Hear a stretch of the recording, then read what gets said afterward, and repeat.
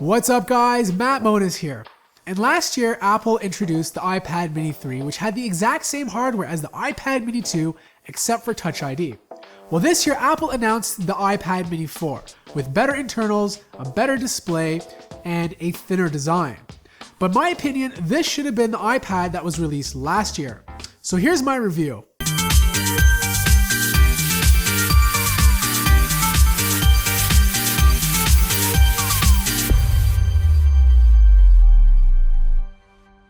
The iPad Mini 4 shares the same design as the iPad Air 2.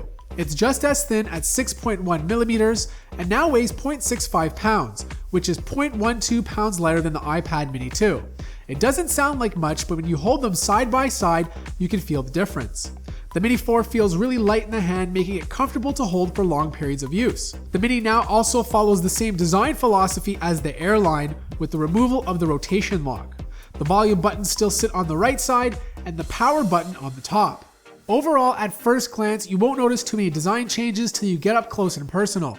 Both of these iPads are fairly similar looking, but the iPad Mini 4 is a lot thinner, and when you have both of them in your hands, you can feel how much lighter it is.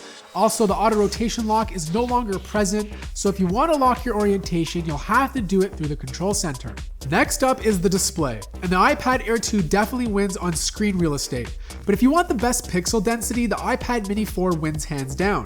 Like its predecessor, it squeezes in 326 pixels per inch on a 7.9-inch display. Text is crisp, sharp, and the colors just pop right out of the screen. Apple also finally got rid of the gap between the display panel and the slate of glass panel covering it. It's now one single panel, which makes the screen look even better. Viewing angles have improved, there's less glare, and the overall saturation and clarity is much improved over the iPad Mini Air 2. Below the display is the home button, which houses Touch ID, and it's faster than ever before. And at the bottom of the iPad are dual speakers. They're good, not amazing, but you can expect some decent sound quality. They get fairly loud for their size, but don't expect to fill up a room with heavy sound.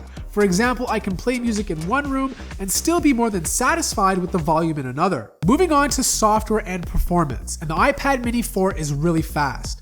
And a lot of you might think it's just a smaller version of the iPad Air 2 with the powerful A8X chipset.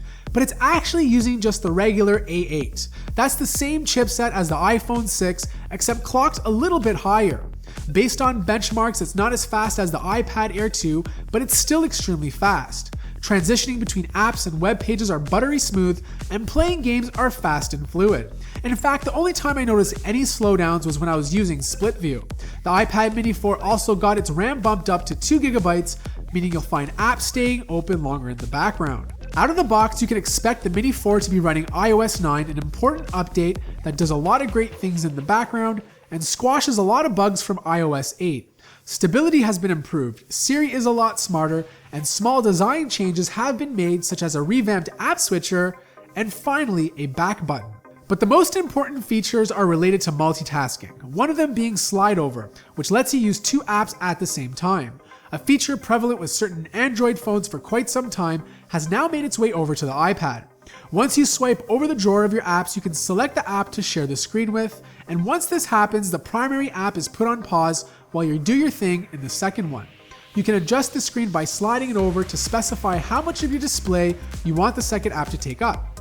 And the next feature is picture-in-picture mode, which is exactly the same concept as the TV version.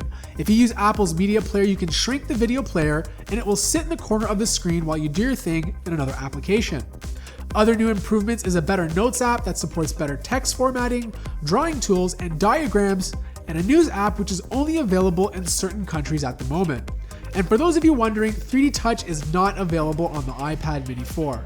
Next up is storage and battery. And just like the iPhone, the Mini 4 starts at 16 GB, skips a 32 GB option for 64, and offers 128 at its highest storage capacity. The model I have here is 16 GB, with only 10.7 GB of usable space.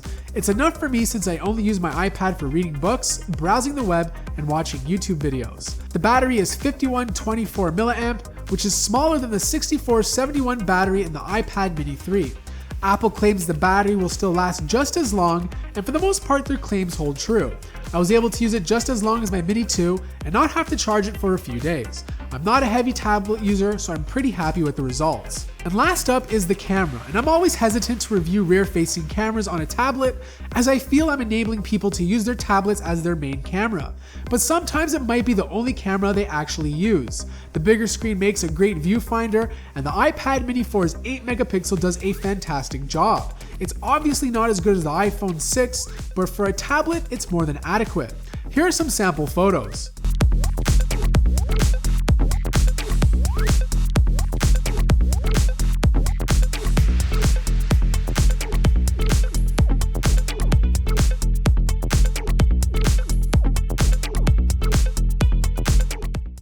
So what's the bottom line? Should you go out there and buy the iPad mini 4? Here's what I like about it.